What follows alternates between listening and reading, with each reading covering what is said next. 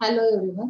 आजच्या business research method मध्ये subject मध्ये तुमचं पुन्हा एकदा सर्वांचं स्वागत. आपण चॅप्टर 12 पर्यंत येऊन थांबलोय. आपला आज 4th युनिट स्टार्ट होतोय, जो की सगळ्यात छान आणि सगळ्यात तुम्हाला महत्त्वाचा असणार आहे, ज्याच्यामध्ये तुम्हाला रिपोर्ट रायटिंग हा प्रकार आणि हा तुमच्या रिसर्च मधला सगळ्यात शेवटचा आणि सगळ्यात मस्ट, म्हणजे ज्याला आपण म्हणतो की त्याचं इम्पॉर्टन्स सगळ्यात जास्त आहे. या रिपोर्ट रायटिंग मुळे तुम्हाला बऱ्याच गोष्टी लक्षात येतात की तुम्ही ओव्हरऑल पूर्ण जो काही रिसर्च केलेला आहे त्यामध्ये तुम्हाला काय काय तुमच्या ऍक्टिव्हिटीज आहेत, तुम्ही काय फाइंडिंग्स काढलेल्या आहेत, जे रिपोर्ट रायटिंग कसं केलं पाहिजे किंवा त्यामध्ये कुठल्या स्टेप्स आल्या पाहिजे, त्याचं इम्पॉर्टन्स काय आहे. जसं तुम्ही इथे बघू शकता, meaning of report, importance of report, functions of report, essentials of good report, म्हणजे या पद्धतीने आपण हे पॉइंट सगळे स्टडी करणार आहोत, अगदी फुटनोट्स पर्यंत, की जे काही तुम्ही टेबल्स वगैरे तयार करता आणि त्याच्या खाली काही नोट्स दिलेल्या असतात, म्हणजे इम्पॉर्टंट नोट्स असतात,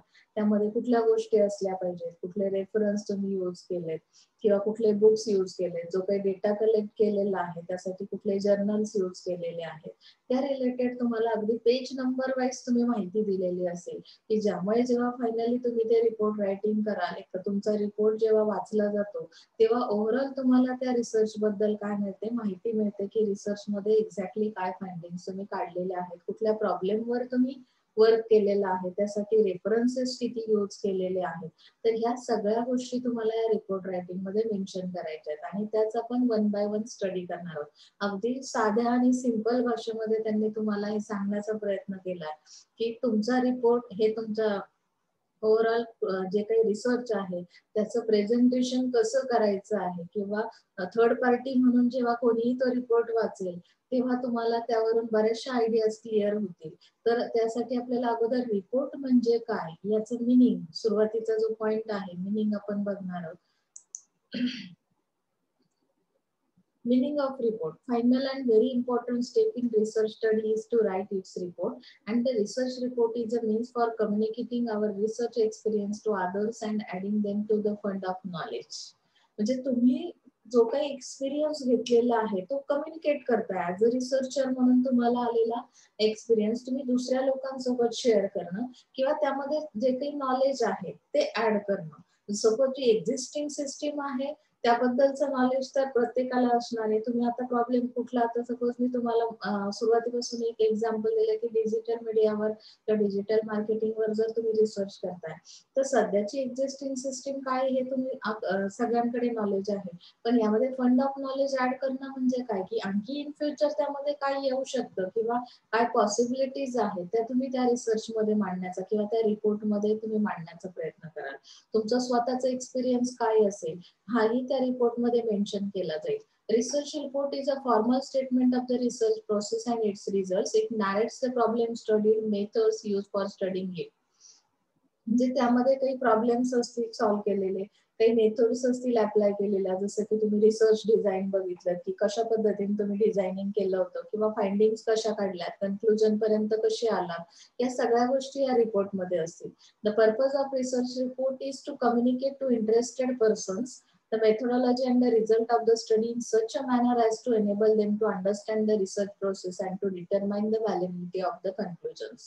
म्हणजे इथे तुम्हाला रिसर्च प्रोसेस एक्झॅक्टली काय आहे, तुम्हाला काय अंडरस्टँड झालं, यामध्ये मेथोडॉलॉजी काय यूज केलेली आहे, तर हा रिसर्च रिपोर्ट काय करेल, कम्युनिकेट करेल दुसऱ्यांसोबत, की जेणेकरून तुमची जी काही आयडिया आहे त्यावर अदर थर्ड पार्टी किंवा थर्ड पर्सन जो आहे त्याला सुद्धा या रिपोर्ट वरून बऱ्याचशा आयडियाज कळतील किंवा त्याची व्हॅलिडिटी कळेल. कन्क्लुजन्स जे काही तुम्ही काढलेले आहेत त्याची व्हॅलिडिटी लक्षात येते.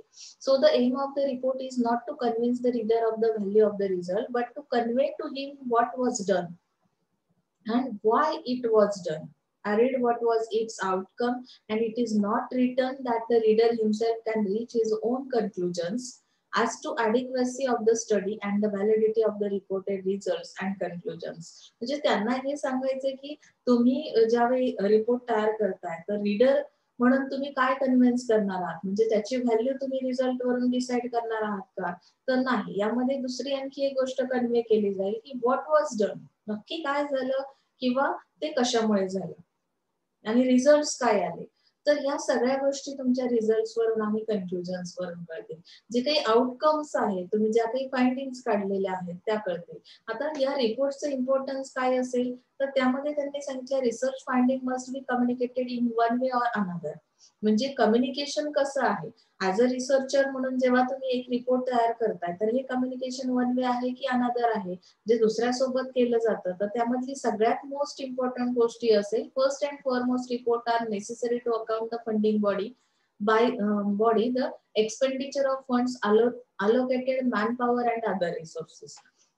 सगळ्यात पहिली फ्रेमवर्कची रेडी केली जाईल ती कुठली असेल, तर त्यासाठी लागणारा फंड तो कशा पद्धतीने तुम्ही अलोकेट केलेला आहे, तुम्हाला येणारे एक्सपेंडिचर्स किती होते, टोटल रिसर्च प्रोसेस जेव्हा तुमची कंप्लीट झाली त्यामध्ये तुम्ही मॅनपॉवर किती यूज केलात. आता जसं आपण एखाद्या प्रोजेक्टवर मॅनपॉवर यूज करतो की नाही, काही पर्सन्स तिथे अपॉइंट केले जातात त्यांच्या थ्रू, जसं प्रोजेक्ट मॅनेजर आहे किंवा अदर एम्प्लॉईज आहेत, अदर मॅनेजर्स आहेत. तर त्या पद्धतीने जसं प्रिन्सिपल ऑफ मॅनेजमेंट मध्ये तुम्ही काही ऑर्गनायझेशनचे स्ट्रक्चर स्टडी केलेले आहेत, ऑर्गनायझेशन कशा पद्धतीने एखादा वर्क कम्प्लीट करते, एखाद्या प्रोजेक्टवर कशा पद्धतीने काम केलं जातं, तर त्यासाठी तुम्ही ज्या पद्धतीची मॅनपॉवर यूज केली किंवा रिसोर्सेस कुठले यूज केले, टेक्नॉलॉजीचा इथे वापर केलात का, जसं तुम्ही primary data collection, secondary data collection किंवा तुम्हाला जे काही अदर रिसोर्सेस मध्ये तुम्ही रेफरन्स दिलेले आहेत की ते रेफरन्सेस तुम्हाला कशा पद्धतीने युजफुल ठरले, तर ह्या सगळ्या गोष्टी या रिपोर्ट मध्ये मेन्शन केलेल्या असतील. Even more importantly research reports make the scientific information more accessible to people and social groups or organisations interested in a particular research data.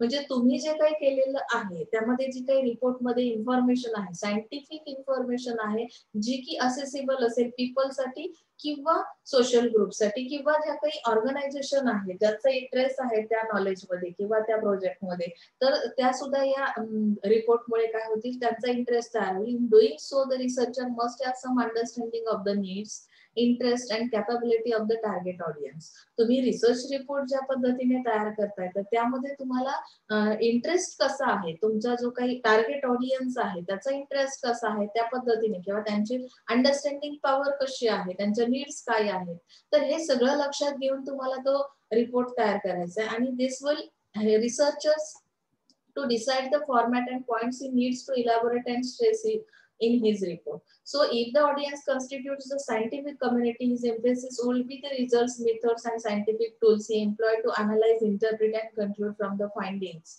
of his study. म्हणजे इथे तुम्हाला इंटरेस्ट नुसार ज्या वेळेस तुम्ही मटेरियल त्यामध्ये देणार आहात त्यानुसार ते त्याचा यूज करणार आहेत, इन फ्युचर इम्प्लिमेंट केला जाईल. तर ही जी काही कम्युनिटी आहे तिचा भर कशावर असेल, सायंटिफिक कम्युनिटी जी आहे, सपोज तुमचा जो ऑडियन्स, टार्गेट ऑडियन्स आहे ती ही कम्युनिटी असेल, तर त्याचा सगळ्यात जास्त भर कशावर असेल, his emphasis will be the results. त्यांना रिझल्ट्स हवेत. तुम्ही किती वर्क केलं, सायंटिफिक कम्युनिटी का असं मेन्शन केलं मी मुद्दामून सांगेन की जनरल पब्लिक जे असतं, आता सपोज तुम्हाला एखादं वर्क दिलेलं आहे, तुम्हाला एक असाइनमेंट दिलेली आहे, साधं सिंपल आपल्या सब्जेक्टचं एक्झाम्पल घ्या. मी ज्या दोन चॅप्टरच्या तुम्हाला काल परवा असाइनमेंट दिलेली आहे की जी तुम्हाला कम्प्लीट करायची, बरोबर. तुम्हाला मी हे वर्क दिल्यानंतर त्यातून मला आउटकम्स काय मिळालेले आहेत, की किती लोकांना ते समजलंय की ज्या नोट्स दिलेल्या आहेत ते कम्प्लीट करायच्या, किंवा ज्यांचं वर्क किती पर्सेंट झालंय, रिझल्ट काय मिळालेले आहेत. एक 8 दिवसानंतर मला जर त्यातून रिझल्ट मिळत नसतील तर ते जे काही मी वर्क दिलेलं आहे तर त्याचा आउटपुट मिळणार नाहीये. आता प्रॅक्टिकल करताना जसं तुम्हाला काही रिझल्ट येतात, तुमचे रिझल्ट जर मॅच होत नसतील तर तुम्ही केलेलं वर्क फेल गेलेलं आहे. जेव्हा रिसर्च आपण एखादा करतोय तर त्यातून काही रिझल्ट मिळाले पाहिजे, काही मेथड्स तुम्हाला समजल्या पाहिजे आणि सायंटिफिक टूल्स नुसार तुम्ही ते इंटरप्रिटेशन केलं पाहिजे. जे काही तुम्हाला इंटरप्रिटेशन करायचं आहे मग त्या फाइंडिंग्स तुम्हाला कळणं गरजेचं आहे. मला जर काही आउटकम्स आलेले कळलेच नाही, अंडरस्टँड झाले नाही, तर माझा रिसर्च फेल गेला आणि तेच तुम्हाला या रिपोर्ट रायटिंग मध्ये करायचं आहे. त्यामुळे त्याचं इम्पॉर्टन्स असेल.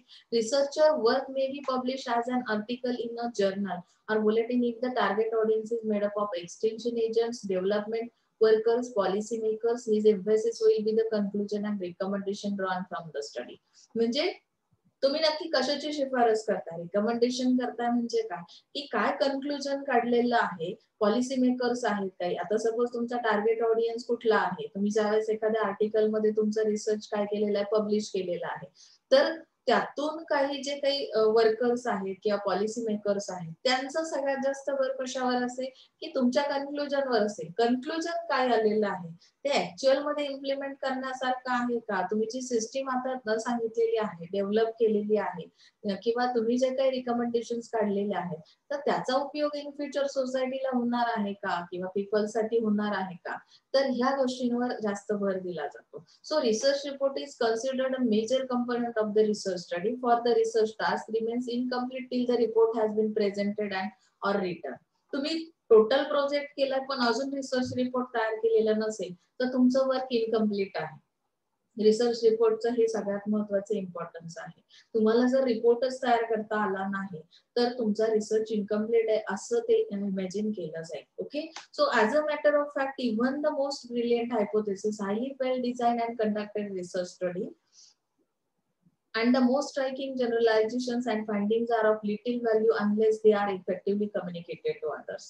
म्हणजे ज्या काही जनरलायझेशन्स तुम्ही केलेले आहेत तर यामध्ये त्यांनी सांगितलं की स्ट्रायकिंग जनरलायझेशन्स म्हणजे ज्याला आपण उल्लेखनीय असं कामच म्हणू शकतो, की ज्या फाइंडिंग्स काढलेल्या आहेत त्याची व्हॅल्यू लेस आहे कुठपर्यंत, जर ते दुसऱ्यासोबत कम्युनिकेट केले जाऊ शकत नसतील तर.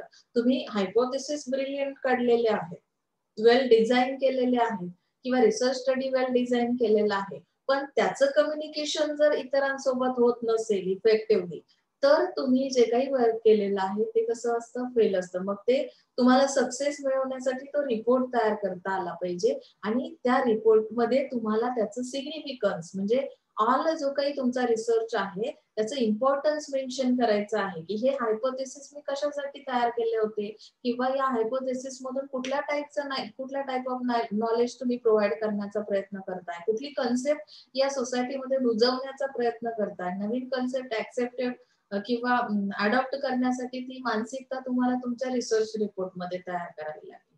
लक्षात आलंय? म्हणजे अशा पद्धतीने हे त्याचे इम्पॉर्टन्स आहे. समजले तिथपर्यंत? Next page.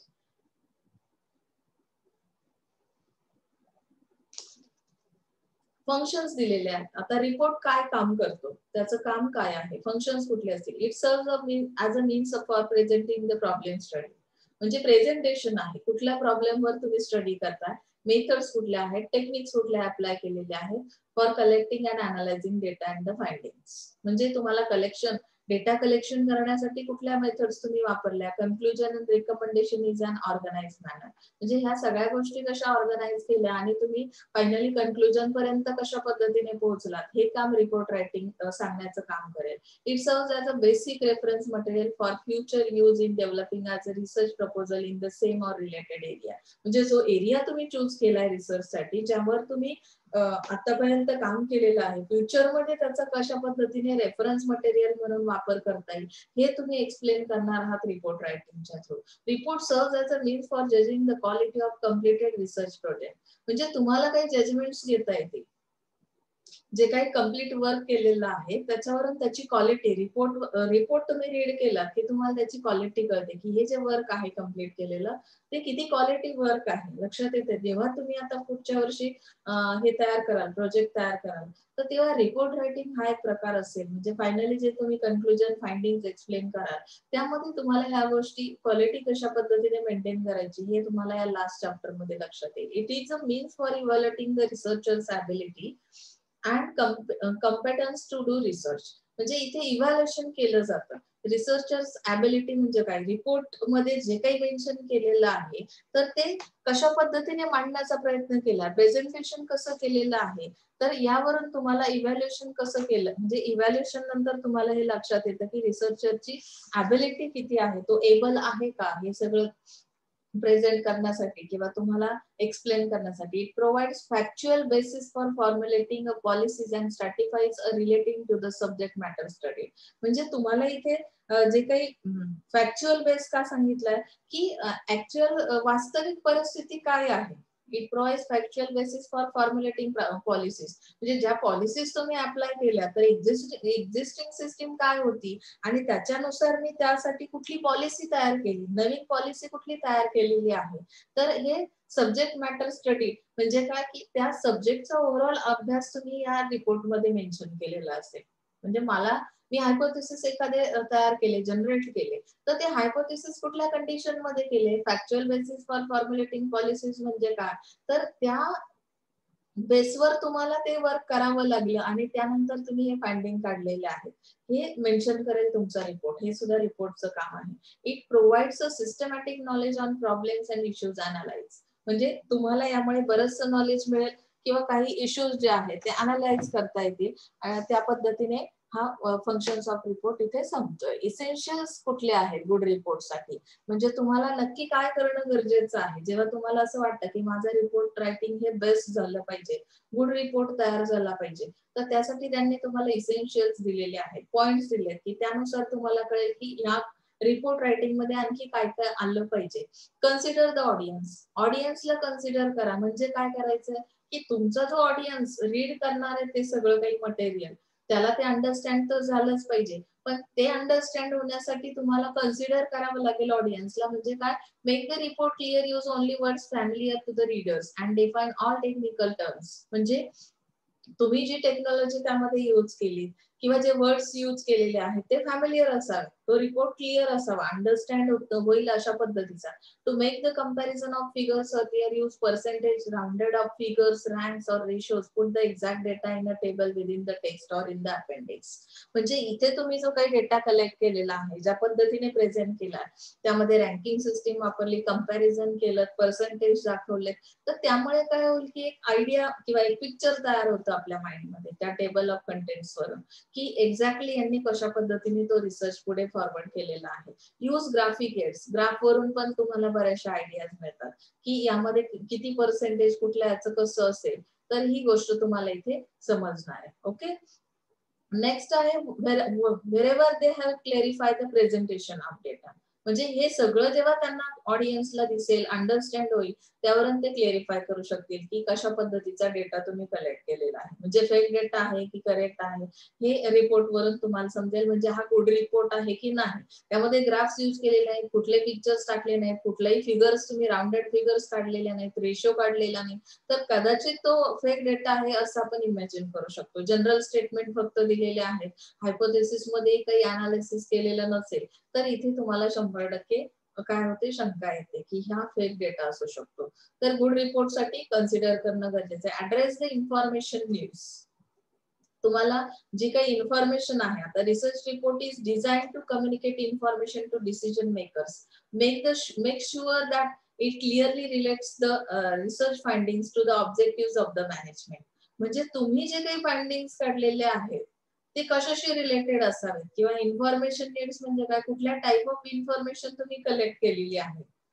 जे डिसिजन मेकर्स जे आहेत, make sure that it clearly relates the research findings to the objective of the management. Objective जे आहेत मॅनेजमेंटचे त्याच्याशी रिलेटेड ती इन्फॉर्मेशन असावी. Be concise yet complete.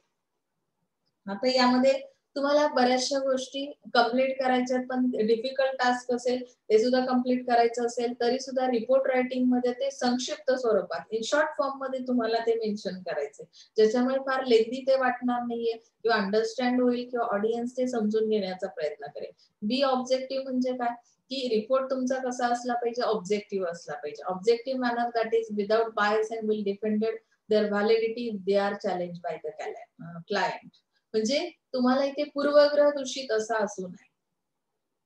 काही गोष्टींबद्दल अगोदरच आपलं मत खराब असेल तर आपण त्यावर जे काही फाइंडिंग्स काढलेले आहेत तर त्यावर आपण विश्वास ठेवत नाही, म्हणजे लॉयल्टी येत नाही किंवा ट्रस्ट ठेवणार नाही आहात किंवा त्याची व्हॅलिडिटी जी आहे ती तुम्ही लक्षात घेणार नाही आहात. त्या रिसर्चवर किती मेहनत घेतली गेली. सपोज तुम्ही माझ्याकडे एखादा प्रोजेक्ट घेऊन आलात, फर्स्ट इयर पासून तुमचा जो काही परफॉर्मन्स आहे त्याचं इव्हॅल्युएशन केलं, तर तुम्ही किती वर्क केलं त्या रिसर्चवर यावर मला विश्वास ठेवण्यासाठी मी अगोदरची बॅक हिस्ट्री लक्षात घेते की कुठला स्टुडंट आहे, कुठल्या पद्धतीने काम करतो, हार्ड वर्कर आहे का, आणि मग त्यासाठी तुम्हाला ते वर्क करताना रिपोर्ट जेव्हा तयार कराल तर तो ऑब्जेक्टिव्ह असला पाहिजे, ज्यामुळे समोरचा जो थर्ड पर्सन आहे, तुमचा टार्गेट ऑडियन्स आहे, त्याला ते कळेल की तुम्ही इथे नक्की कशा पद्धतीने गेलेला आहात किंवा वर्क कसं केलेलं आहे, ते ऍक्सेप्टेबल आहे किंवा नाहीये. ओके. Style of writing. आता तुमची रायटिंगची स्टाईल कशी आहे? The style of writing a research report is important because it shows a way of presentation. Here are a few tips to help you write a report that is easy to read. म्हणजे read करण्यासाठी तो easy झाला पाहिजे, अशा पद्धतीची style तुमची रायटिंगची असली पाहिजे. तुम्ही म्हणाल मॅडम मग त्यासाठी काय करायचं? आता ही काय कुठल्या हॉलिवूड बॉलिवूड ऍक्टर्सची तुमची स्टाईल नाहीये की ती झटकन तुम्ही काय कराल इथे अप्लाय कराल आणि त्या पद्धतीने रायटिंग करा. तर 3/4 write in formal level of standard English. त्यांनी ह्या काही गोष्टी दिल्यात. Use short words and sentence, be concise, संक्षिप्त रूपातल्या, use the active voice, consider appearance, space makes a long report easier to read, avoid क्लिचेस.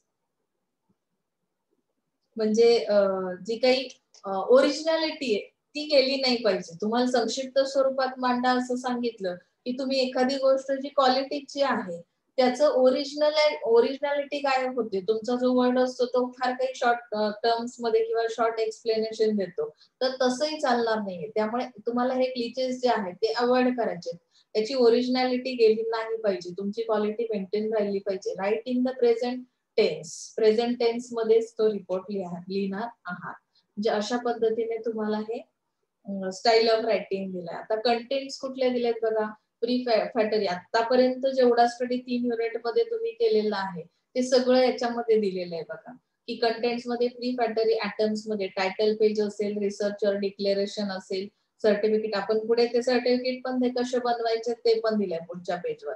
Certificate of the research supervisor, preface, acknowledgement, table of contents, list of tables, list of graphs, abstract और synopsis. आता तुम्हाला हे सांगितलं की इथे pre factory atoms मध्ये हे ज्या गोष्टी दिलेल्या आहेत, तर आपण सुरुवातीला तुमचा ऍब्स्ट्रॅक्ट किंवा सिनॉप्सिस तयार करून घेतो. आता जे टीवायची मुलं आहेत त्यांना आपण सिनॉप्सिस तयार करायला सांगितलेले आहे. म्हणजे त्यामध्ये जनरली तुमचा ओव्हरऑल जे काही करणार आहात रिसर्च मध्ये, ज्या फाइंडिंग्स वगैरे काढणार आहात त्याचे इन शॉर्ट तुम्हाला ऑब्जेक्टिव्ह किंवा स्कोप ऑफ स्टडी अशा पद्धतीने 2-3 पेजेसचा तो सिनॉप्सिस तयार करायचा आहे त्या टॉपिक रिलेटेड. ओके. त्यानंतर इंट्रोडक्शन मध्ये काय असेल, theoretical background of the topic, background थोडंसं मेन्शन करा. Statement of the problem, review of literature, म्हणजे कुठलं साहित्य वापरणार आहात. The scope of the present study, त्या स्टडीला काय स्कोप आहे. The objective of the study, hypothesis to be tested, म्हणजे इंट्रोडक्टिव्ह पार्ट मध्ये ह्या गोष्टी येतील. डिझाईन ऑफ द स्टडी, आता स्टडीला डिझाईन कसं केलेलं आहे, म्हणजे कुठल्या मेथड्स अप्लाय केल्या डेटा कलेक्शन साठी, sources of data, sampling plan, samples कसे घेतलेले आहेत, डेटा कलेक्शन इन्स्ट्रुमेंट्स कुठले यूज केलेले आहेत, फील्ड वर्क कसं केलं, डेटा प्रोसेसिंग अँड अनालिसिस, जे की आधी आपण शिकलेलो आहोत तेच आहे इथे डिझायनिंग मध्ये. And overview of the report, limitations of the study. Okay. Result, findings, discussions, summary, conclusion and recommendation. Next page. Terminal atoms मध्ये बिबिलिओग्राफी येईल तुमची, लक्षात आलंय. म्हणजे बिबिलिओग्राफी नंतर अपेंडिक्स दिलेला आहे. अपेंडिक्स मध्ये दिलंय copies of data collection instruments, glossary of new terms used in the report. आता यामध्ये शब्दकोश कुठला वापरलेला आहे, कुठले वर्ड्स तुम्ही आता संक्षिप्त स्वरूपात मांडताय, तर ते अपेंडिक्स मध्ये मेन्शन केलेलं असेल की कुठल्या पद्धतीची डिक्शनरी तुम्ही वापरलेली आहे. प्री फॅक्टरी ऍटम्स मध्ये टायटल पेज, आता टायटल पेज बनवताना कशा पद्धतीने बनवलं जातं बघा. तुम्हाला पुढच्या वर्षी हे सगळं बनवायचं आहे. Title page of the study, name of the degree for which it is submitted, म्हणजे तुम्ही कुठल्या डिग्रीसाठी हे बनवताय. त्यानंतर इथे तुमचं bachelor of management studies third इयरचा जो काही टॉपिक आहे इथे दिले, thesis submitted for the award PhD degree. Title तुमचं असेल, इथं टॉपिकचं नेम असेल तुमचं, बरोबर. इथे तुम्ही कुठल्या डिग्रीसाठी तो रिसर्च करताय ते दिलेलं असेल. नेम ऑफ द ऑथर, ऑथरचं नेम बाय SM गुप्ता, इथे तुम्ही जे काही तुमचं इंडिव्हिज्युअल नेम आहे रिसर्चर म्हणून ते असेल. The name of the institution, म्हणजे इन्स्टिट्यूटचं नाव असेल. On which the report is submitted and the date of presentation, इथे तुमच्या कॉलेजचं नाव असेल आणि कुठल्या डेटला तुम्ही ते सबमिट केलंय, कुठल्या इयर मध्ये, प्रेझेंटेशन डेट कुठली आहे ते इथे खाली मेन्शन केलेलं असेल. ते असेल तुमचं टायटल पेज. रिसर्च डिक्लेरेशन कसं केलं जाईल की in this case of research undertaken by student in fulfillment of the requirements of degree, he may be required to make a declaration. आता ज्या डिग्रीसाठी तो स्टुडंट हे करणार आहे, डिक्लेअर करणार आहे declaration, I declare that the thesis entitled मग study of purchase behaviour of consumer with regards to consumer durables in Mumbai metro region. म्हणजे त्याने कुठल्या ह्याच्यामध्ये तो टॉपिकचं नाव काय आहे, it is record of independent research work carried out by me under the supervision and guidance of professor. म्हणजे तुम्ही कोणाचं गायडन्स घेतलेलं आहे, टॉपिकचं नाव काय आहे, इंडिपेंडंट रिसर्च वर्क आहे, हे डिक्लेरेशन मध्ये तुम्हाला सांगायचं. This has not been previously submitted for the award of any diploma degree associateship or other similar title. कारण हे पीएचडी साठी वर्क केलेलं आहे, त्यामुळे हे कुठल्याही डिप्लोमा किंवा डिग्रीशी असोसिएट नाही. ओके, मग प्लेस दिलेली असेल, डेट दिलेली असेल. Okay, research supervisor certificate. आता सुपरवायझर कशा पद्धतीने तुम्हाला सर्टिफिकेट दिलं, ऍज अ गाईड म्हणून तुम्हाला जे सर्टिफिकेट दिलं जातं बघा,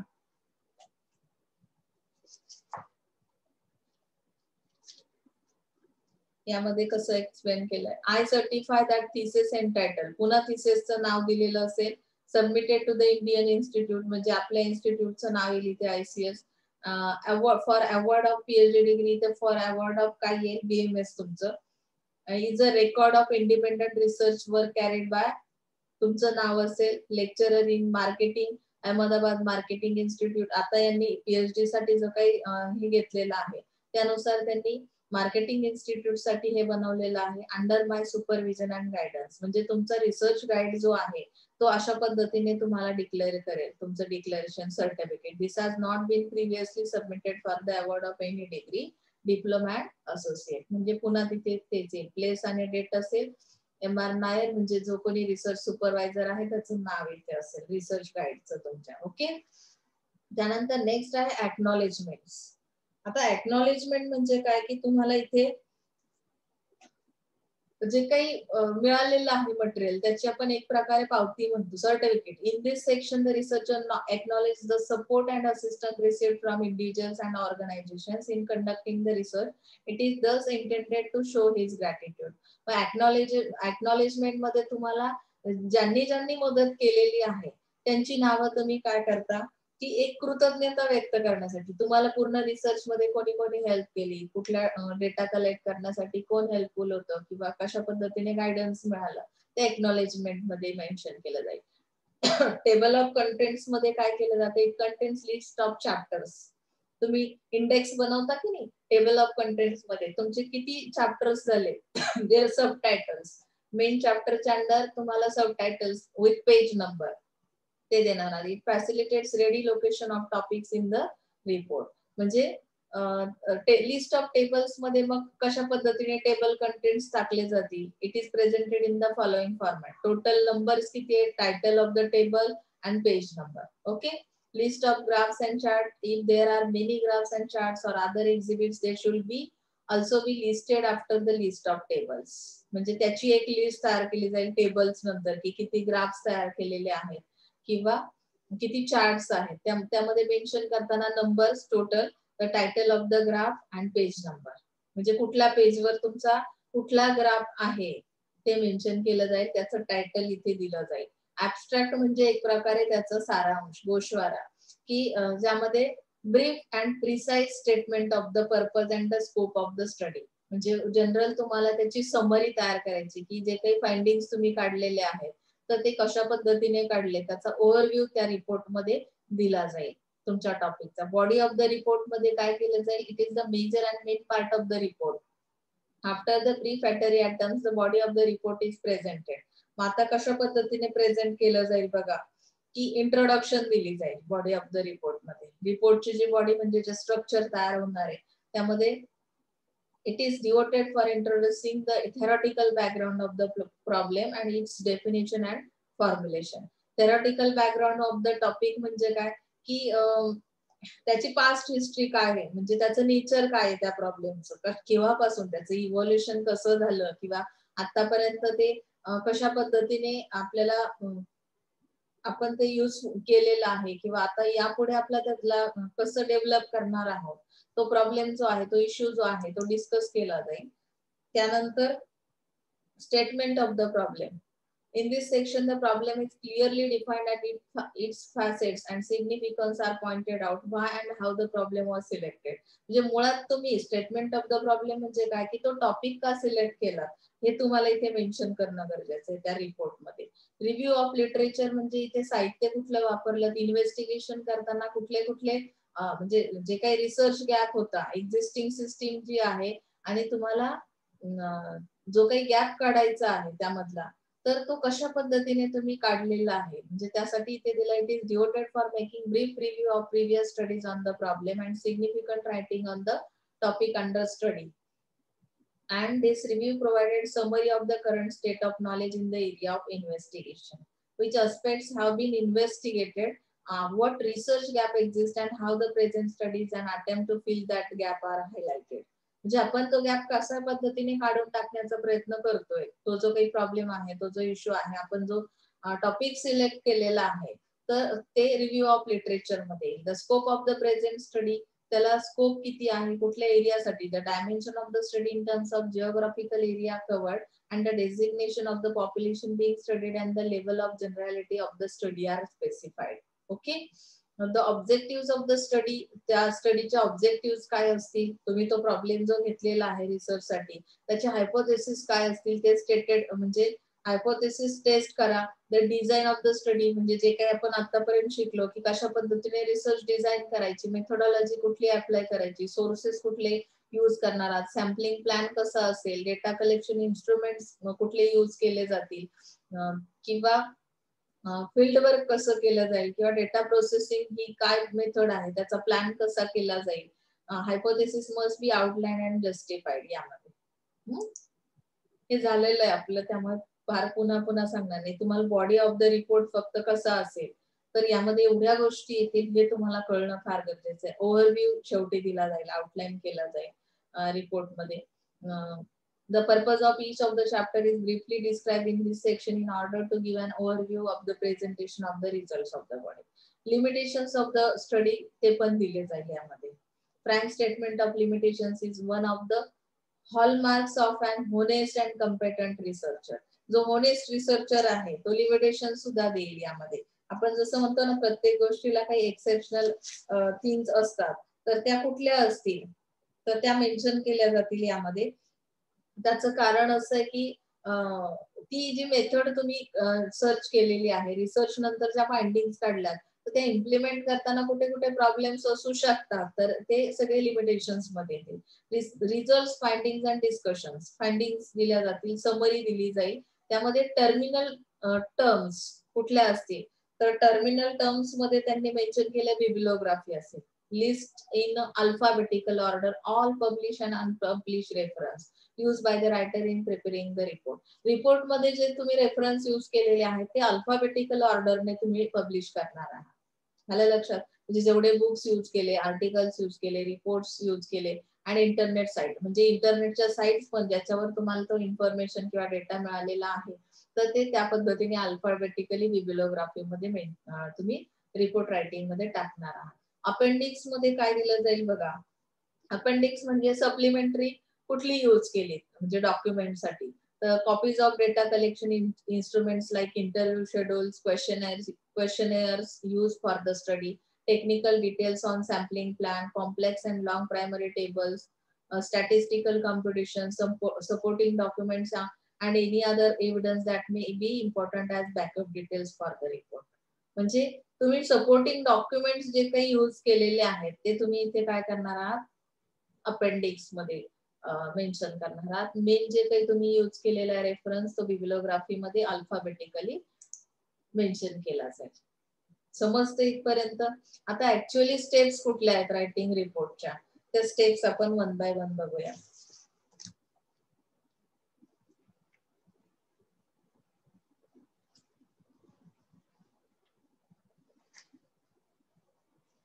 इथला ह्या युनिट मध्ये बऱ्यापैकी तुम्हाला ओव्हरऑल दिलेलं आहे की जे काही जनरल आहे, शेवटी तुम्ही जे काही वर्क केलेलं आहे ते फक्त कसं प्रेझेंट करायचं. रिपोर्ट रायटिंग करायचं म्हणजे काय, की प्रेझेंटेशन आहे, एक प्रकारे तुमच्या वर्क जे झालेलं आहे त्याचं प्रेझेंटेशन असेल. आता यामध्ये steps in writing a research report, logical analysis of the subject matter, preparation of the final outline, preparation of the rough draft, rewriting and polishing of the rough draft, preparation of the final bibliography, writing the final draft. आता logical analysis मध्ये काय दिलंय बघा की logically आता जेव्हा तुम्ही steps बघता इथे रायटिंग अ रिपोर्ट, पहिल्या स्टेप मध्ये लॉजिकल अनालिसिस म्हणजे काय की logical development is made on the basis of mental connections and association between one thing and another by means of analysis. जे दोन व्हेरिएबल्स आहेत सपोज, तर त्या दोघांमध्ये कुठली रिलेशनशिप आहे किंवा मेंटल कनेक्शन कुठल्या पद्धतीचं आहे, असोसिएशन म्हणजे काय संबंध आहे, हे तुम्हाला अनालिसिस साठी समजलं पाहिजे किंवा लॉजिकली ते तुम्हाला काढता आलं पाहिजे, अनालिसिस करता आलं पाहिजे. Logical treatment often consist in developing the material from the simple to the most complex structure. And chronological मध्ये काय दिलंय बघा. आता क्रोनॉलॉजिकल मध्ये काय डेव्हलपमेंट करायची की it is based on connection or sequence in time or occurrence. म्हणजे कुठलीही सिच्युएशन आहे आणि कुठल्या वेळी कसं सिक्वेन्स दिला पाहिजे ते तुम्हाला कळलं पाहिजे. म्हणजे रिपोर्ट रायटिंग मध्ये कसं मेन्शन करणार आहात, कनेक्शन कसे दाखवणार आहात, त्याचा सिक्वेन्स कसा असेल ज्यामुळे तुम्हाला मेंटल कनेक्शन्स लक्षात येतील किंवा त्या दोघांमधला संबंध दाखवता येईल, ते क्रोनॉलॉजिकली तुम्हाला इथे मांडायचे ऍज पर सिक्वेन्स. ओके, ही क्रोनॉलॉजिकल ऑर्डर झाली. Preparation of the final outline. आता फायनल आउटलाईन कशी दिली जाते. It is the next step in writing the research report. Outlines are the framework upon which long written works are constructed. आता final outline मध्ये they are an aid to the logical organization of the material and reminder of the points stressed in the report. म्हणजे main जे काही points आहेत त्याला तुम्ही काय करणार आहात, फोकस करणार आहात. रिसर्च रिपोर्ट मध्ये आउटलाईन केलं जाईल त्याला.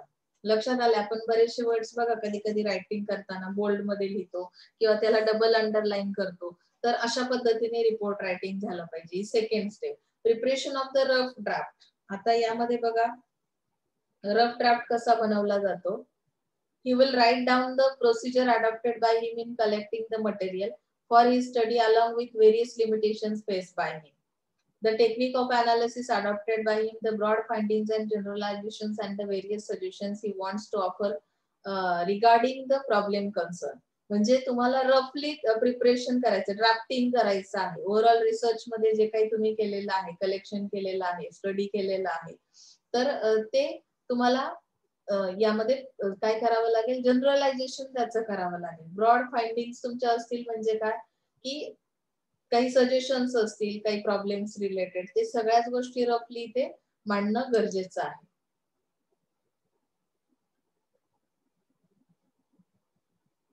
रिरायटिंग and polishing the rough draft. आता रिरायटिंग का करणं गरजेचं आहे इथे ते पण मेन्शन केलंय. We should check the mechanics of writing, grammar, spelling and usage. म्हणजे तुम्ही रफली सुरुवातीला जे काही प्रिपरेशन केलं होतं रफ ड्राफ्टचं, त्यामध्ये पुन्हा तुम्ही काय केलं आता ग्रामर आणि स्पेलिंग जे आहे ते चेक केले तिथे, म्हणजे रिरायटिंग केलं. Preparation of the final bibliography. आता यामध्ये फायनली तुम्हाला बिब्लिओग्राफीचं प्रिपरेशन आहे. बिब्लिओग्राफी मध्ये तुम्ही काय करणार आहात की तुम्हाला जे काही हे दिलं अल्फाबेटिकल ऑर्डर मध्ये तुम्हाला जे काही मेन्शन करायचंय ते तुम्ही इथे करणार आहात. रायटिंग द फायनल ड्राफ्ट मध्ये काय केलं जाईल की फायनल ड्राफ्ट तयार करताना the final draft should be written in concise, म्हणजे तो संक्षिप्त स्वरूपात म्हणजे शॉर्ट फॉर्म मध्ये मेन्शन केला जाईल. ऑब्जेक्टिव्ह स्टाईल मध्ये असेल, सिंपल लँग्वेज यूज केली जाईल आणि avoiding vague expressions such as it seems, there may be and the like ones. A research report should not be dull. It must be enthusiastic people and maintain interest and must show originality. म्हणजे इथे तुम्हाला originality दिसली पाहिजे. जेव्हा final drafting केलं जातं त्यामध्ये काय काय गोष्टी अवॉइड करायच्या आहेत, तर वेग एक्सप्रेशन्स तुमचे असले नाही पाहिजे. एकदम साध्या सिंपल लँग्वेज मध्ये ते फायनल ड्राफ्टिंग राईट केलं जाईल. ऑब्जेक्टिव्ह साईज असेल, स्टाईल असेल किंवा ते कॉन्साइज असेल रिटर्न. टाइप्स ऑफ रिपोर्ट्स मध्ये टेक्निकल रिपोर्ट्स आहेत. आता टेक्निकल रिपोर्ट्स मध्ये काय मेन्शन केलंय बघा. It is a formal long report covering theses जो आहे, टेक्निकल रिपोर्ट किंवा टेक्निकल थिसेस, तो कसा असेल. हे रिपोर्टचे टाइप्स आहेत. Technical report, popular report, interim report and summary report. तर ते रिपोर्ट्स कसे असतात म्हणजे जनरली आपण रिपोर्टचा टाइप सांगू शकतो वाचल्यानंतर. तर यामध्ये दिला it is formal long report covering all the aspects of the research process, a description of the problem studied, main objectives of the study, methods, techniques used, a detailed account of sampling, field and other research procedure, sources of data, tools of data collection, methods of data processing and analysis, detailed findings and conclusion and suggestion. There is also technical appendix for methodological detail, copies of measuring instrument and the like. It is also comprehensive and complete that the study can be replicated by others.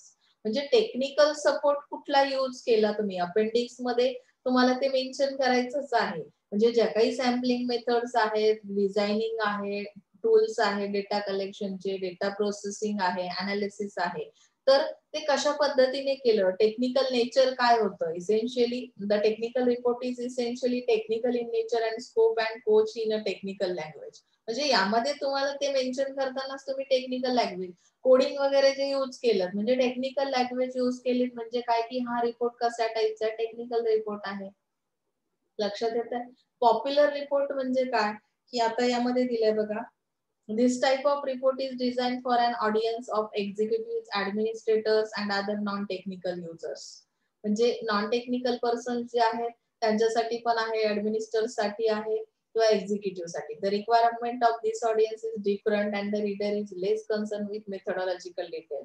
म्हणजे जो reader आहे याचा popular रिपोर्टचा तो कसा असणार आहे की प्रत्येक ऑडियन्सची रिक्वायरमेंट डिफरंट आहे असं सांगितलंय आणि तो मेथोडॉलॉजिकल डिटेल्स किंवा but more interested in studying quickly the major findings and conclusion. Popular report मध्ये तुमच्या फाइंडिंग्स काय आलेले आहेत त्यामध्ये इंटरेस्टेड असतील हे रीडर्स आणि is interested in applying the findings to decisions. म्हणजे फाइंडिंग्स कळल्या की तुम्हाला काही डिसिजन्स घेता येतात. आता ऍडमिनिस्ट्रेटर्स आहेत त्यांना त्या फाइंडिंग्स वरून काय अंडरस्टँड झालं, मग अशा पद्धतीचे जेव्हा प्रॉब्लेम्स त्यांना फेस करावे लागतात तर प्रॉपर डिसिजन्स त्यांना घेता येतात. So it is called a popular report. लक्षात आलंय.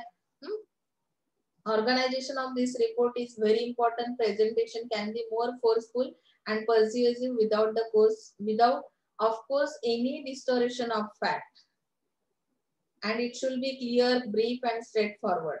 म्हणजे हा रिपोर्ट कसा बनवला जाईल तर तो कसा असेल, ब्रीफ असेल, स्ट्रेट फॉरवर्ड असेल. Complicated statistical techniques and tables need not be use. म्हणजे इथे स्टॅटिस्टिकल टेक्निक्स कुठलेही अप्लाय केले जाणार नाहीत. Instead of pictorial devices may be extensively used.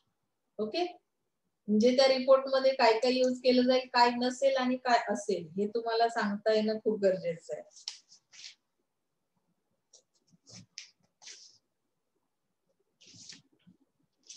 त्यानंतर नेक्स्ट पार्ट आहे तुमचा the format of this report is different from that of technical report. Obviously हे डिफरंट असेल. वेगवेगळ्या टाइप्सचे टेक्निकल रिपोर्ट जसं आहे तसं याचं फॉर्मॅट असणार नाही पॉप्युलर रिपोर्टचं.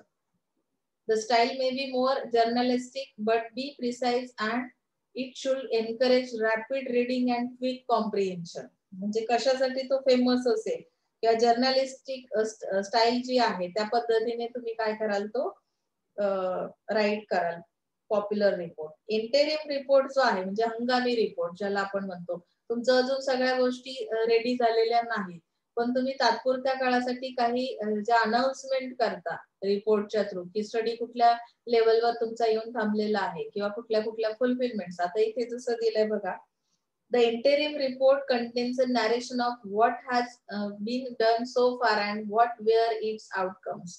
म्हणजे तुम्ही नक्की काय करणार आहात आणि त्याचे आउटकम्स काय असतील हे तुम्ही काय कराल की अनाउन्स कराल. It presents a summary of the findings of that part of analysis which has been completed. आणि यामध्ये ज्या फाइंडिंग्स आहेत त्याची समरी दिली जाईल की ज्या पार्टचं वर तुम्ही काम केलेलं आहे ऑलरेडी त्याचा अनालिसिस करून झालाय आणि जो पार्ट तुमचा झालाय त्या रिसर्च मधला तर त्याची समरी तुम्ही देण्याचा प्रयत्न, प्रेझेंट करण्याचा प्रयत्न कराल या इंटेरिम रिपोर्ट मध्ये. दॅट इज कॉल्ड, आता याला मराठीत हंगामी रिपोर्ट असं म्हणतात. समरी रिपोर्ट जो आहे, आता समरी कशी दिली जाते बघा. A summary report is generally prepared for the consumption of the lay audience, usually the general public. The preparation of this type of report is desirable for any study whose findings are of general interest. It is written in non-technical, simple language with a liberal use of pictorial charts. It just contains a brief reference to the objective of the study. म्हणजे तुम्हाला इथे summary total द्यायची आहे की objective कुठले होते, major findings काय असतील, इम्प्लिकेशन कसे असतील. म्हणजे हे सगळं it is a short report of 2 or 3 pages. म्हणजे समरी रिपोर्ट हा 2 to 3 पेजेस असेल. It's size is so limited so as to be suitable for publication in daily newspaper. म्हणजे समरी रिपोर्ट तुम्ही डेली न्यूजपेपर मध्ये publish करू शकता. Research ऍब्स्ट्रॅक्ट कसं तयार केलं जाईल बघा. ऍब्स्ट्रॅक्ट मध्ये दिला की this is a short summary of the technical report. आता टेक्निकल रिपोर्टची शॉर्ट समरी आहे. It is usually prepared by doctoral students on the aim of submitting his thesis. Its copies are sent by the university along with the letters of request to the examiners invited to evaluate the thesis. Okay, so या पद्धतीने हा abstract तयार केला. It contains a brief presentation of a statement of the problem, the objectives of the study, methods and techniques used, and an overview of type report. A brief summary of the results of the study may also be added. Research articles कसे असतील. आता यामध्ये articles मध्ये this is design for publication in a professional journal. Professional journal publication जे आहे ते professional जर्नलच्या through केलं जाईल publication. If your study has 2 or more aspects that can be discussed independently, it may be advisable to write separate articles rather than to crowd too many things into a single article. Articles तुम्ही वाचलेले असतील ते कशा पद्धतीने right केले जातात किंवा त्यामध्ये कशा पद्धतीने इंडिपेंडंट वर्क केलं जातं, डिस्कशन कसं केलं जातं इंडिपेंडेंटली ते तुम्ही वाचू शकता. फॉर्मॅट तुम्हाला बघायचं असेल तर काही आर्टिकल्स बघा, त्यामध्ये तुम्हाला ते रायटिंग कसं करतात ते लक्षात येईल. आपण म्हणतो ना मला एक आर्टिकल द्यायचं आहे अमुक ठिकाणी एखाद्या जर्नल मध्ये मी ते पब्लिश करणार आहे, तर ते कसे असतात जर्नल्स बघा, त्यामध्ये कशा पद्धतीचे आर्टिकल्स आहेत ते कसे मेन्शन. आता यामध्ये काय दिलं, research article must be clearly written in concise. ते सुद्धा शॉर्ट फॉर्म मध्ये किंवा संक्षिप्त स्वरूपात दिलेले असतील. लँग्वेज त्याची कशी असेल तर हे मेन्शन केलंय.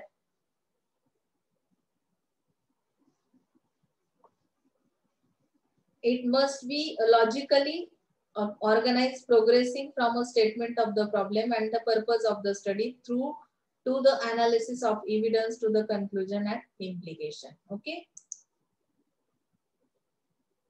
पुढचा पार्ट आहे तुमचा फुटनोट्स अँड बिब्लिओग्राफी. आता फुटनोट्स कशा बनवल्या जातात जसं मी तुम्हाला सांगितलं, बिब्लिओग्राफी मध्ये तुम्ही रेफरन्स जे आहेत ते अल्फाबेटिकल ऑर्डर मध्ये मेन्शन केले, पण फुटनोट्स मध्ये त्यांनी काही गोष्टी मेन्शन केलेल्या आहेत. आता डॉक्युमेंटेशन जे आहे, the ethics of scholarship require proper acknowledgement of all source material by the writer and this is matter of the intellectual honesty and validation of his work as well. Appendix मध्ये काही supplementary असते किंवा footnotes मध्ये काही गोष्टी mention, honestly intellectual honesty तुमच्याकडे असेल researcher कडे तर तो सगळ्याच गोष्टी यामध्ये मेन्शन करेल डॉक्युमेंटेशन मध्ये. Credit for borrowed words, ideas, symbols और other forms of expression should be given and their sources should be stated in the text or footnotes. म्हणजे ह्या ज्या काही एक्स्ट्रा गोष्टी आहेत त्या फुटनोट्स मध्ये येतील की तुमच्या वर्ड्स कुठले होते, कुठून तुम्ही घेतले होते, ते त्याचे सिम्बॉल्स काय काय यूज केलेत किंवा तुमचं जे काही एक्सप्रेशन आहे ते फुटनोट्स मध्ये येईल. Source cards prepared while reviewing literature provide the information required for this documentation. There are 2 alternative models for documenting sources of ideas and information. Footnotes, reference, cited format. आता रेफरन्स कुठला घेतला, तर suppose एखाद्याने अगोदर त्यावर work केलेलं आहे त्या एरिया रिलेटेड, त्या टॉपिक रिलेटेड, मग त्यातून तो रेफरन्स तुम्ही जेव्हा यूज करता, मी पुढे सांगते तुम्हाला इथे रेफरन्स कशा पद्धतीने सायटेशन कसं होतं तर ते सांगेल. फुटनोट्स मध्ये काय दिलंय, there are of 2 kinds, content and reference. Content notes contains explanatory material. Reference notes serve as a documentation okay of sources as a means of for cross reference. म्हणजे डॉक्युमेंटेशन जे आहे जे रेफरन्स साठी use केलंय, cross reference म्हणून त्याचा कसा वापर केलेला आहे, तर हे सगळं तुम्हाला फुटनोट्स मध्ये. पर्पजेस. आता फुटनोट्स सर्व सेव्हरल पर्पजेस. फुटनोट्स का दिल्या जातात, त्याचं पर्पज काय आहे, तर त्यामध्ये दिलाय फर्स्ट पर्पज आहे टू एक्नॉलेज इनडेप्टेडनेस. म्हणजे तुम्हाला याची आयडिया आली पाहिजे, तुम्हाला कबूल करायचं काय की तुम्ही जे काही इथे एक्सपेन्स केलेला आहे किंवा तुम्ही जो खर्च दाखवलेला आहे, तुम्ही कर्जबाजारी आहात का, किंवा कोटेशन, एक्झॅक्ट कोटेशन तुम्हाला इथे दाखवायचं आहे. लक्षात आलं? टू एम्प्लिफाय और क्लेरिफाय द आयडियाज और information presented in the text. म्हणजे तुम्हाला इथे क्लेरिफिकेशन द्यायचं आहे. टेक्स्ट मध्ये तुम्ही जी काही इन्फॉर्मेशन दिलेली आहे त्याबद्दल तुम्हाला एक्सप्लेनेशन देणं, technical details, incidental comments, additional information, या सगळ्या एक्सप्लेनेटरी मटेरियल जेवढं यूज केलं तर ते कशामुळे यूज केलंय, त्याचा काय उपयोग झालेला आहे हे तुम्हाला प्रत्येक वेळी मेन्शन करणं गरजेचं आहे आणि ते तुम्ही फुटनोट्सच्या थ्रू मेन्शन करणार. To establish the validity of evidence, म्हणजे तुम्ही जे काही पुरावे दिलेले आहेत यामध्ये तर त्याची व्हॅलिडिटी कशा पद्धतीची आहे. आता इथे दिलंय to refer the reader to further sources of information on the subject under discussion, to give the original version of material and that has been translated in the text. Original material कुठलं होतं आणि ते कशा पद्धतीने translate केलं तुम्ही text मध्ये. To provide cross reference to various parts of the thesis, म्हणजे क्रॉस रेफरन्स साठी कुठले एव्हिडन्सेस तुम्ही दिलेले आहेत, कसं तुम्ही व्हेरीफाय करू शकता की हे जे मटेरियल आहे ते तिथूनच घेतलेलं आहे, त्याचे एव्हिडन्स इथे दिला जाईल. प्लेसमेंट कशा पद्धतीने केलेली आहे. आता प्लेसमेंट मध्ये काय येतं बघा. A footnote citation is indicated by placing an index number. म्हणजे तुम्ही कुठला रेफरन्स यूज केला, सायटेशन कुठलं होतं त्याचा इंडेक्स मध्ये नंबर देणं. Subscript, that is a subscript or numeral at the point of reference.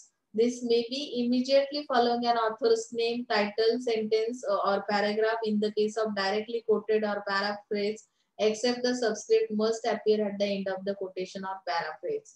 म्हणजे आता इथे तुम्ही जेव्हा डिजिटल मार्केटिंग आहे त्यावर तुम्ही रिसर्च करताय, त्यासाठी मी तुम्ही कुठला तरी रेफरन्स वापरला, रिसर्च पेपर दुसरा त्या रिलेटेड डिजिटल एरियावर किंवा डिजिटल मीडियावर ज्यांनी आतापर्यंत रिसर्च पेपर तयार केलेले आहेत तो रेफरन्स तुम्ही यूज केला.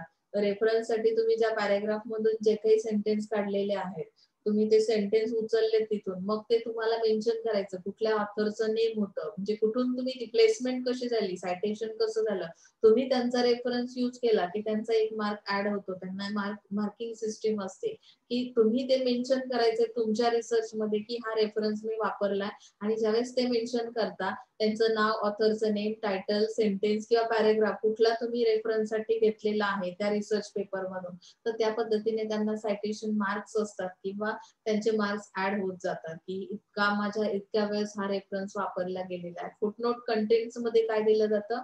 Footnote citations for reference should contain full information for identification. म्हणजे इथे फुटनोट कंटेंट्स मध्ये इथे पूर्ण आयडेंटिफिकेशन साठी काय केलं जातं. Total easily author name, title of the publication, place of publication, म्हणजे जो रेफरन्स वापरलाय त्याचं सगळंच डिटेल काय केली जाते, इन्फॉर्मेशन इथे कंटेंट्स मध्ये, फुटनोट कंटेंट्स मध्ये मेन्शन केली जाते. ओके.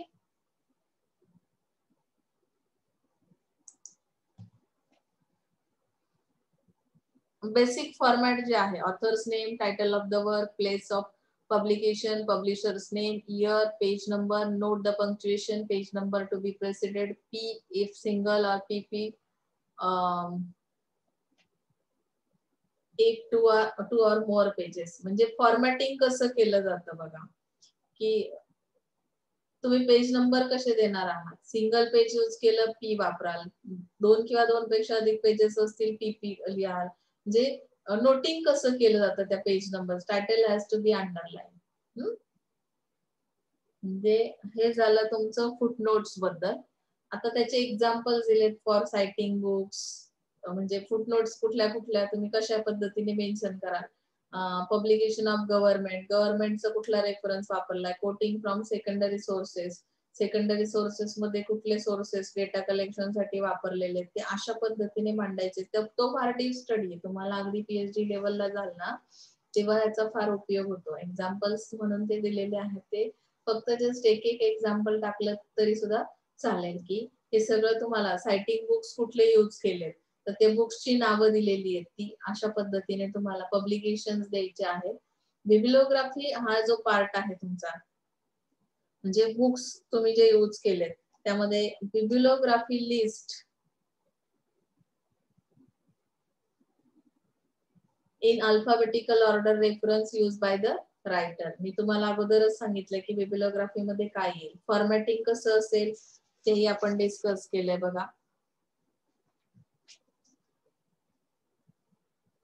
यामध्ये दिलंय the formats for bibliographic listing for books, reports, articles, etc. are the same as the formats for footnotes, except one difference, that is no page number is stated in the case of books and reports listed in the bibliography. म्हणजे page number वगैरे दिले जात नाही तिथे bibliography मध्ये. आणि formatting मध्ये काय केलं जातं, formats for bibliographic listing for books, reports, articles extra are the same as the formats for footnotes. म्हणजे याचं फॉर्मॅटिंग सेम आहे फुटनोट्सचं आणि बिब्लिओग्राफिकचं, बरोबर. Another difference is often indicated. First footnote relating to work, the author's name begins with the first name. जे ऑथरचं name कसं देणार आहात, तर त्याचं फर्स्ट नेम दिलं जाईल अगोदर, पीटर एफ ड्रकर, बरोबर. म्हणजे फुटनोट मध्ये अशा पद्धतीने ऑथर नेम लिहिलं जाईल. In the bibliography name begins with the second or the surname, म्हणजे सरनेमने स्टार्ट केलं जातं बिब्लिओग्राफी मध्ये. As the information required for the footnotes and the bibliography is secured from the same source, easily sources, cards, and the author surname format may be used in both cases. Okay, as I explained earlier. Classification कसं केलं जाईल, references may be grouped according to their form of publications. म्हणजे publication जे आहेत ते कसे तुम्ही classify कराल, तर त्याचे ग्रुप्स तयार केले जातील. For example books may be listed in one group, periodicals in second group, reports in another group. म्हणजे रिपोर्टचा जर काही तुम्ही रेफरन्स घेतला तो एक ग्रुप तयार केला, काही पिरियडिकल्स मधून तुम्ही डेटा कलेक्ट केला त्याचा एक ग्रुप केला जाईल, बुक्सचा एक ग्रुप केला जाईल. अशा पद्धतीने तुम्ही हे रेफरन्सेस अरेंज कराल alphabetically. And surnames of authors or by initial letter of the first word of listing.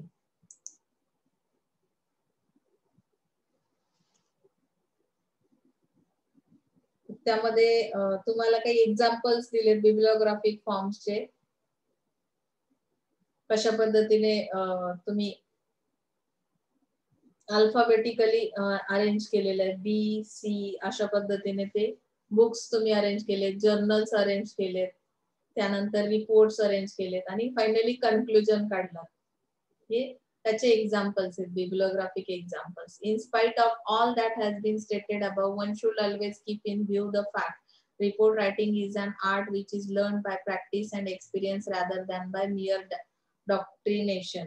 म्हणजे अशा पद्धतीने तुमचा हा जो टॉपिक आहे, चॅप्टर आहे रिपोर्ट रायटिंगचा, तो इथे संपलेला आहे.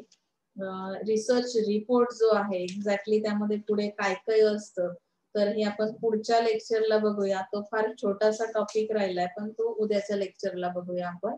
आजच्यासाठी इथपर्यंत सफिशियंट आहे. आय थिंक आपण जे काही 3 चॅप्टर स्टडी केले होते, चौथ्या चॅप्टर मध्ये रिपोर्ट रायटिंग मध्ये तेच सगळं तुम्हाला कसं प्रेझेंट करायचंय, बिब्लिओग्राफी काय, फुटनोट्स काय आहे, रिपोर्ट रायटिंग कसं केलं पाहिजे, त्याचं काय इम्पॉर्टन्स आहे, कशा पद्धतीने ऑर्डर्स तुम्ही फॉलो करणार आहात, ते कशा पद्धतीने प्रेझेंट करणार आहात, हा सगळा ओव्हरऑल स्टडी या रिपोर्ट रायटिंग मध्ये येतो. सो इथे आजसाठी आपण थांबतोय.